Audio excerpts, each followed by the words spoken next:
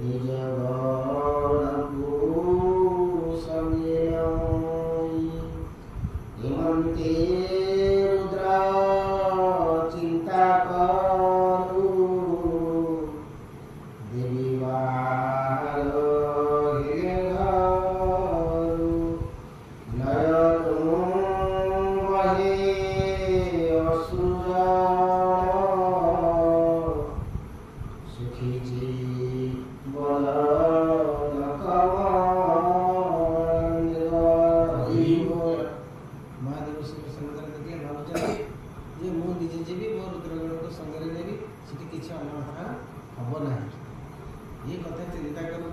माँ सती घर प्रस्तुत होकर बाहर पड़े बाप घर जीवाई नय लोक धार धार लुह बही पड़ुची मुखटी सुखी जाइए शरीर कंपे रस चिते कदली बंगाते निश्वास बहे खरतर सुखीला सुरंग अधोपदने मना दुखी उठिले स्वामी रूपे की सती चलते सब भरे अवधि कंपे पाद भरे पिता बोले देवी जानते केही नांती तांको साथे स्त्री स्वभाव भवती जेह साधु जना शिवदेव गलागर पचारे उपेक्षा उपेक्षा तो किसी पचारे कि अनुभूति एका जाऊँ सामने कहीं ना स्नेहर धर्म होई से सती तांकुल गिलाई शिव देखते जे मोर अधम होती सती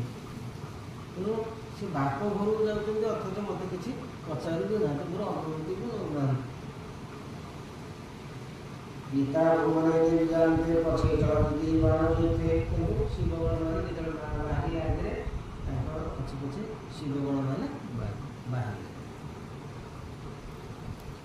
शत सहस्र रुद्राणा निकटे मिले तक्षण से सतीं को सर्वे वसाई सर्वे हरिये सज हुई मोजी अंबिका पछे मो कथा देखसी देखी इमंते रुद्र आगे कही नंदी चलिले गणनी अंबिका तुले नारी जुथे मिले उपाय हस्ते कंदुक दर्पण अंबुज सीता पत्र श्वेतध्वज गजन पुष्प माघिनी संगीत गीत आरधुनी दुंधुरी शंख गणनादे संगते चली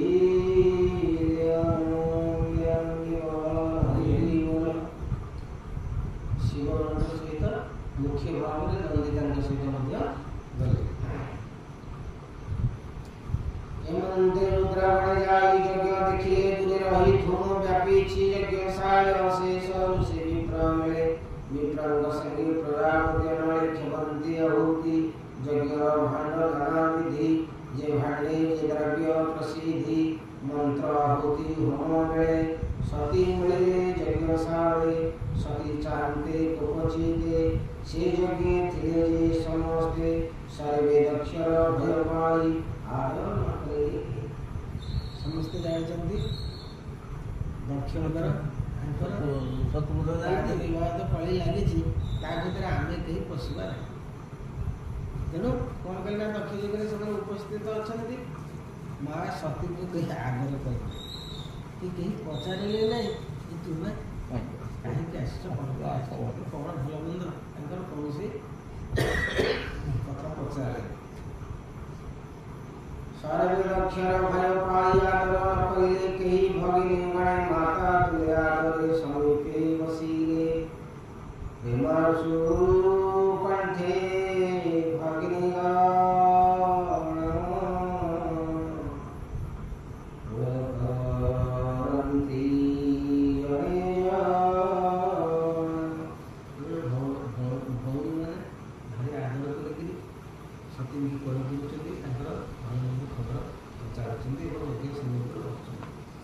सोदरे स्नेह प्रश्न करे सर्वकुशल प्रचारिले उत्तम पूजा विधि द्रव्य समीपे आदिने शैव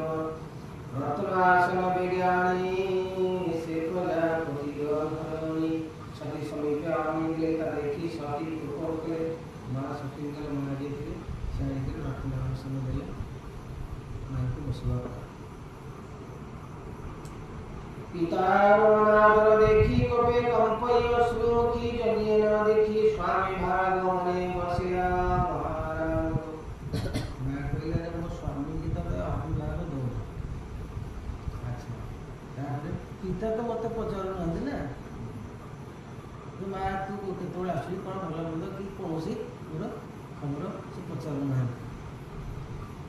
ମୋର ଈଶ୍ୱର ଗଣିଲା ଅବହେଳନ କରମ କଲା ସଭାରେ ଯେତେ ଲୋକ ଥିଲେ ସତୀ ରୂପୀ ଦେଖି ନେଉଥିଲେ।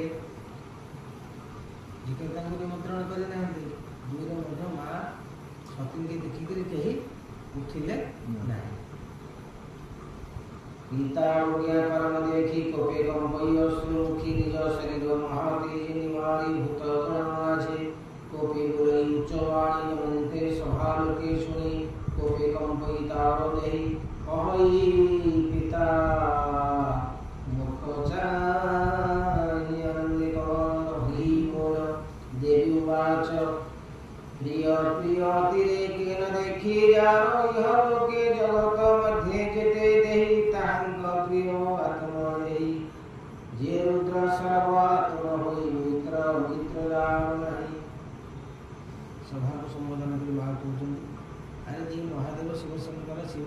तांकर से समस्त आत्मा से समस्त जीवन तांकर मित्र अमित्र प्रिय अप्रिय कहीं ना से जे अशेष जन गुरु तो बिना निंदा करी करू देखो ये संसार विभारी जे साधु जन निंदा करे अनेक दोष करी साधु में धरती बोले सकल दोष करे क्षमा जे जन साधु महात्मानंद हरि बोल।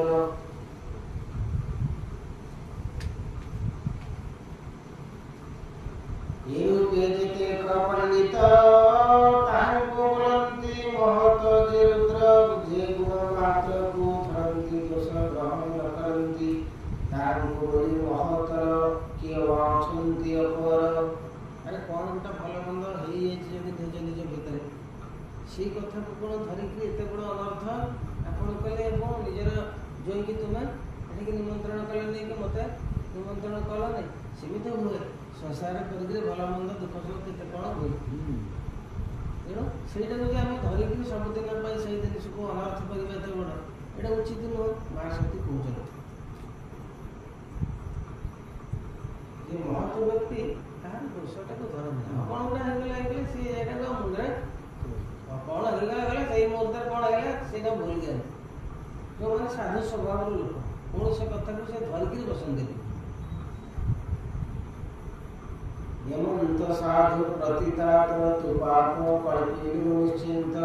असाधु जन प्राय तु ही रुद्र विषय कोपमयी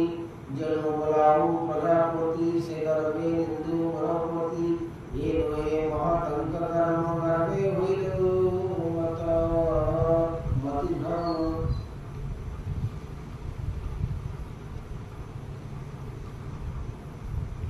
ये पिता को जे आपंकर बहुत अहंकार हो तुम्हें ये कार्य सब अनर्थ करुच मनुष्य भितर यदि गर्व अहंकार न आसो ताहले से घटना को एत दूर पर्यंत बढ़े नहीं तो अनर्थ आड़ को घटना को नब ना जे बेने अक्षर मुखरे प्रसंगे शिव नाम धरे अथवा पोषे श्रुति पथे पाप नाशे क्षणमात्रे जहाँकर नाम मुख्य उच्चारण कले एवं कर्म जहाँकर नाम शुणिले मनुष्य शरीर सकल पापताप ध्वंस हो जाए से भली पवित्र एवं महत एवं महान लोक तुम्हें एभली अनादर करुच निंदा करुच अपमानित करुच। जार नाम जगते सर्वमंगल बहुमते दूर जीवन पाप सिंधु अशिव होई शिव जा पाद पदम मधुर भे महांत जन नीति सेवे काली कामना सवे जनु विश्व बांधवटे सेउ जा पाद पद्म मधुर भे महांत जन नीति सेवे तांकर पाद पद्म टिके फुली पाइबा एवं तांकर ठाରୁ टिके कृपा पाइबा महत लोक मान साधु लोक मान बेसी तपस्या करुछन निज तो तांकर सेवा करुछन काम कामी कामना सबे जहाँ संसारी लोकर जहाँ कामना वासना अच्छी सी आपण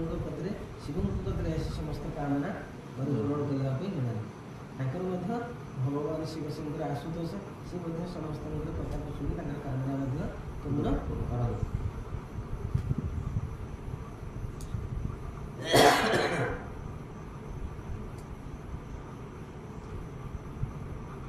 साधु मानसली वृंद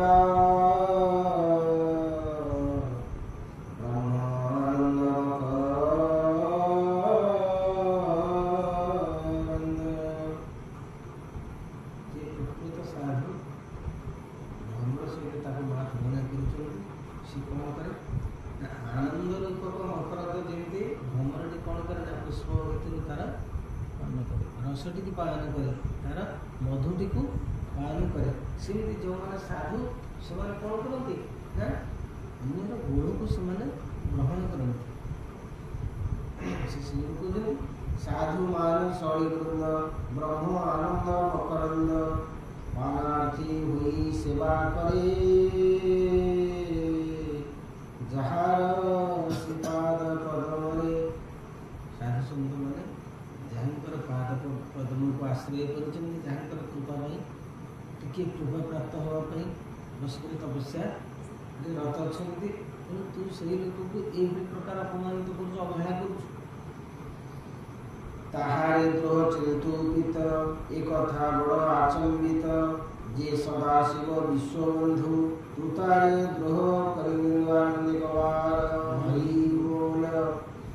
जटा विस्तारी संसार रे बुलाई शिव निर्विकार संसार भस्म माल्यतार नरक पाण अलंकार हे शिव को शिव तू बिना क्यों भगे संसार रे भस्म बोली होचंती मनुष्य मानकर हस्ती किसे गला में हार करचंती किंतु तांको कहीं अशिव बा अमंगलकारी बा अलक्षणा बोली कहीं कहते नहीं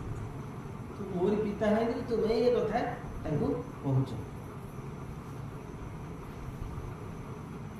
ब्रह्मादि देवगणमाने के शिव महिमा न जाने तू की आयु से महिमा शेष मंगल सीमा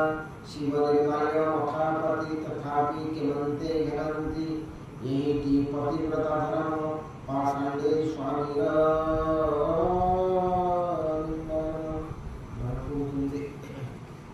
समस्त देवता तथा ब्रह्मांड सहित शिवंकर महिमा कौन शिव समस्ते जानते शिवंकर महिमा विषय तू पाषांड बोली ये कथा को तो बुझे हूँ पतिव्रता शक्ति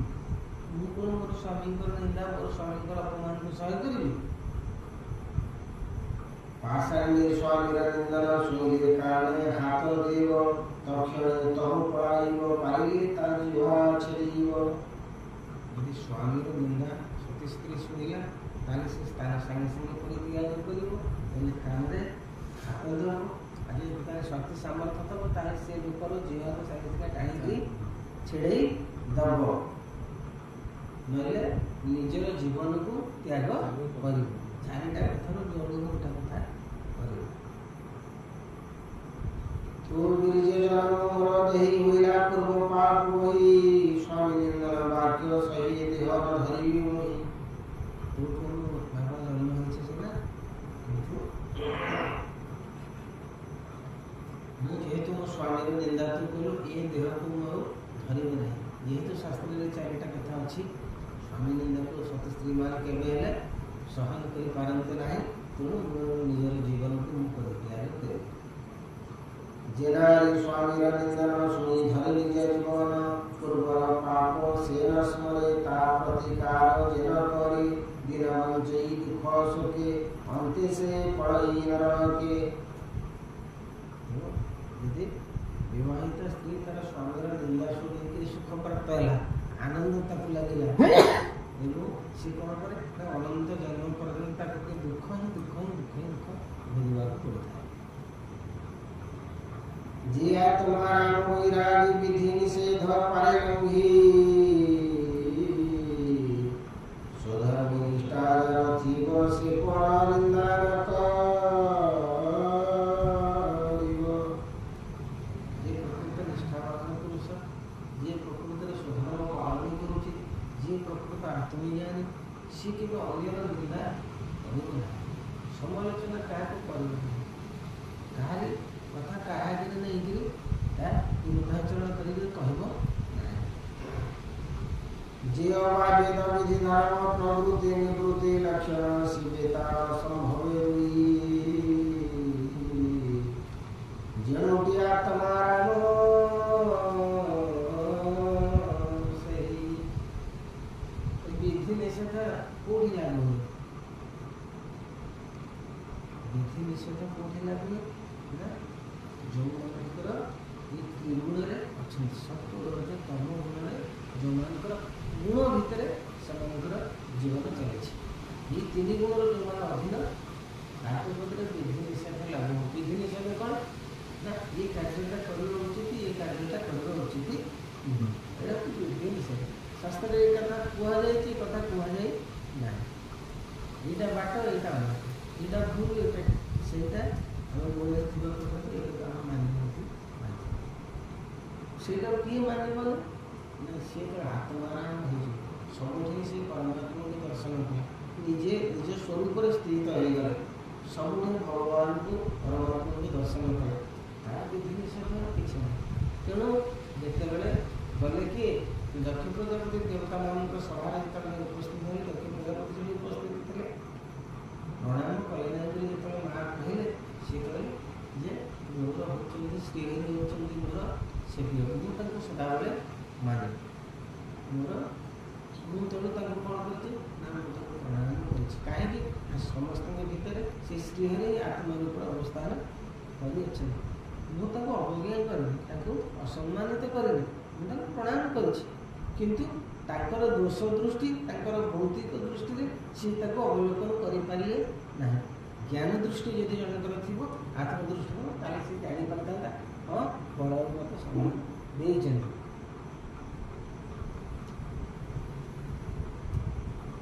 ଦରିଦ୍ର ବୋଲି ଶିବେ ତୁହି ନିନ୍ଦାର ଗର୍ବ ହୋଇ ଅଣିମାଦି ଅଷ୍ଟ ସେ ଜାତ ମୂଳରେ ଯୋଗୀ ସାଧି। ସେ କହୁଛନ୍ତି ତାଙ୍କର କିଛି ନାହିଁ, ସଂସାରରେ ଭୋଗୁଛନ୍ତି, ଶିବ କଥା କ'ଣ ଅଛି? କିନ୍ତୁ ଅଷ୍ଟସିଦ୍ଧି ନବନିଧିର ମାଲିକ ହେଉଛନ୍ତି ଶିବ ଶଙ୍କର। ଥରେ ମୋତେ ପାର୍ବତୀ କହିଲେ ଶିବଙ୍କୁ, ମୁଁ ପ୍ରଭୁ ଆଜି ଗୋଟେ ଉତ୍ସବ ହେଉଛି, ମୁଁ ଯିବି, ଆଉ ମୁଁ ତ ଆଳଙ୍କାର କିଛି ନାହିଁ, ମୋତେ ଆପଣ କିଛି ଆଭୂଷଣ ଦିଅନ୍ତୁ, କିଛି ଭୂଷଣ ଦିଅନ୍ତୁ, ମୋ ଶ୍ରୀଙ୍ଗରେ ମୁଁ ପିନ୍ଧିକରି ଯିବି। ଶିବ କହିଲେ କ'ଣ ମୋ ଭିତରେ କିଛି ଅଛି ମୁଁ ଦେବି? ତୁ ଯା କୁବେରଙ୍କ ପାଖକୁ ଯା, ତାକୁ କହିବୁ ଏଇ କୁବେର କ'ଣ ମୋ କଥା ଶୁଣିବେ? ନେଇଯା ଏଇ ବିଭୂତି ନେଇଯା, ତାଙ୍କ ଦେହରେ ଯେଉଁ ବିଭୂତି ଲାଗିଥିଲା ଏ ବିଭୂତି ନେଇଯା, କୁବେରଙ୍କୁ କହିବ ଯେ ଏଇ ବିଭୂତି ଯେତିକି ଓଜନ ସେତିକି ଓଜନ ସୁନା। ମାତା ନେଇକରି ଗଲେ କୁବେରଙ୍କ କୁବେର ତାଙ୍କୁ ଯଥାମାନ୍ୟ କଲେ, ମାତାଙ୍କୁ ଆସନ ଦେଲେ, ତାଙ୍କର ପାଦ ପୂଜା କଲେ, ମା କୁଆଡ଼େ ଆସିଛନ୍ତି କି ଅତି ଭକ୍ତିରେ ପଚାରିଲେ। ମା କହିଲେ ମୋତେ କ'ଣ ଦେଇଛନ୍ତି? ଏ ବିଭୂତି ଓଜନର ମୋତେ ଆଭୂଷଣ ଦିଅ। ତେଣୁ କୁବେର ପାଦ ତଳେ ପ୍ରଣାମ କରି କହିଲେ, ତିନି ଭୁବନର ସମସ୍ତ ଜିନିଷକୁ ଯଦି ଏଇ ବିଭୂତି ସହିତ ଓଜନ କରାଯାଏ, ଏ ବିଭୂତି ସହିତ ଓଜନ କରେ। ତେଣୁ ଇଏ କ'ଣ ଏ ଜିନିଷ ଯିଏ ପ୍ରକୃତ କୃପା ଯାହାଙ୍କର ଶିବଙ୍କର ଥିବ ଜାଣିବେ। ଶିବ ହେଉଛନ୍ତି ଏତେ ବଡ଼ ଲୋକ, ସିଏ ଦରିଦ୍ର ନୁହନ୍ତି, ଯିଏ ସମସ୍ତଙ୍କୁ ଦେଇପାରନ୍ତି, ଯିଏ ରାବଣକୁ ଏତେ ବଡ଼ କରି ଦେଇପାରନ୍ତି, ଯେ ଅନ୍ୟାନ୍ୟ ତପସ୍ୟା କରୁଛନ୍ତି, ତାଙ୍କୁ କେତେ କେତେ ବଡ଼ ଶକ୍ତିର ଦେଇପାରୁଛନ୍ତି, ସମସ୍ତ ଐଶ୍ୱର୍ଯ୍ୟ ଯେ ଦାନ କରି ଦେଇପାରୁଛନ୍ତି। ସେ କ'ଣ? ସେ ହେଲେ ମହାନ ତ୍ୟାଗୀ, ତାଙ୍କ ପାଖରେ ସବୁ ଅଛି କିନ୍ତୁ ସେ କିଛି ବ୍ୟବହାର କରନ୍ତି ନାହିଁ। অনিমাদি অষ্টসিদ্ধি জাত লভে লভে যোগী সাধি তো পরিযোগী যে ভ্রমন্তি কাম লভিবে সে সম্পত্তি তু পাপি যৌ শিব দোহি তো খালু জাত দেহি ঠিক এ ধ্যান রাখিবি ଆଉ ଏ ଲଜ୍ଜା ନ ସହିବି ତୋର ସଙ୍ଗତି ବଚନ ଅଧିକେ କାହିଁ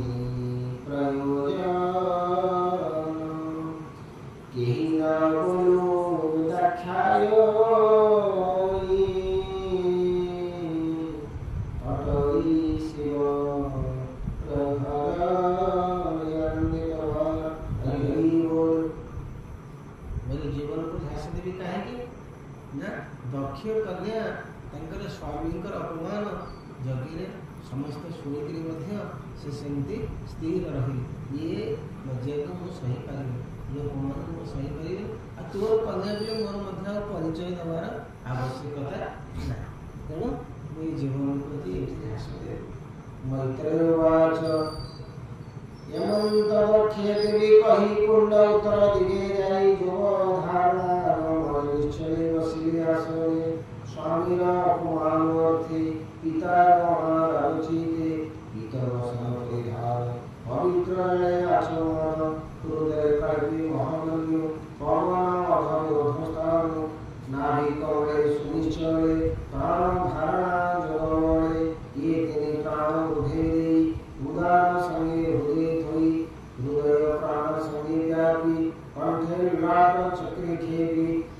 भ्रू मध्य थापी अनुमान जोखिले ब्रह्मांड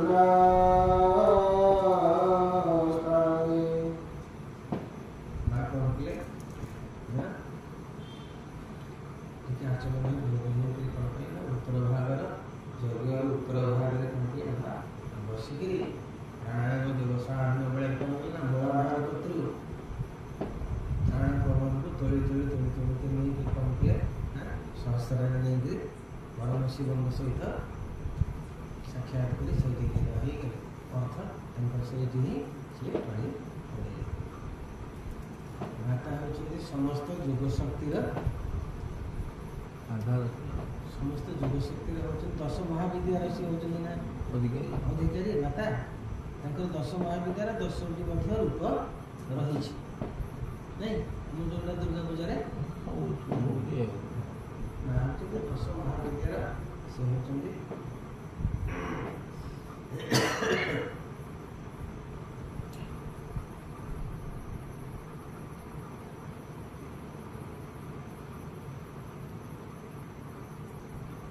मूर्धनि भेदी तत्क्षण सुने मिश्रा 10 प्राण समाधि संभूत मणे सती सती मरण कर्म चाही जेति को यज्ञ साइखाई भूमि गगने जेवाथी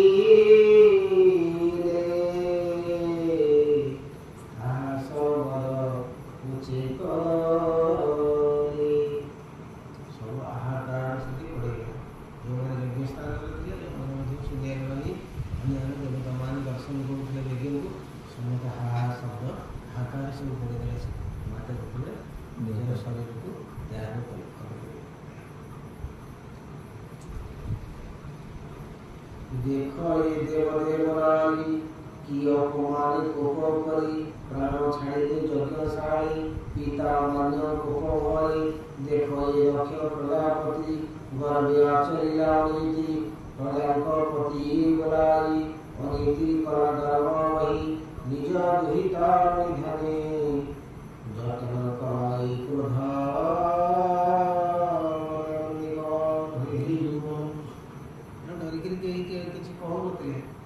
देखिए सती प्राण विसर्जन कले समस्त सती कौन कले ना दक्ष प्रजापति के निंदा कले ये सब जगह कारण होती दक्ष प्रजापति उनका प्राण जीवर कारण होती दक्ष प्रजापति ये साधु भार धर्म करा गुरुतर ये मंत्रवाक्य पहुँचने सती प्राण अवसाने सती मरण कथा सुनी नंदिकेश्वर विरमणि रुद्रमातु संगे रही वेगे धाइना रोषण भई विविध शस्त्र धरि करे मेरा रक्ष यज्ञ धरि तां जोति गुरुमुनि द्रुत आहुति करगेनि यज्ञ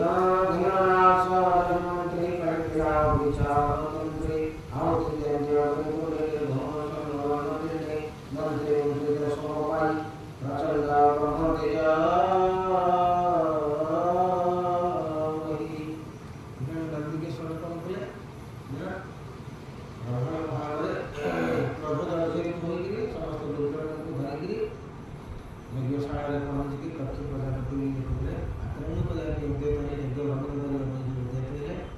तेज भोग महर्षि थे भोग मुख्य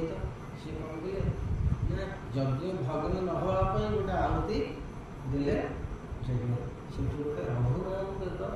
दिव्य पुरुष जहाँ जोटा ताको ये परास्त करवा असंभव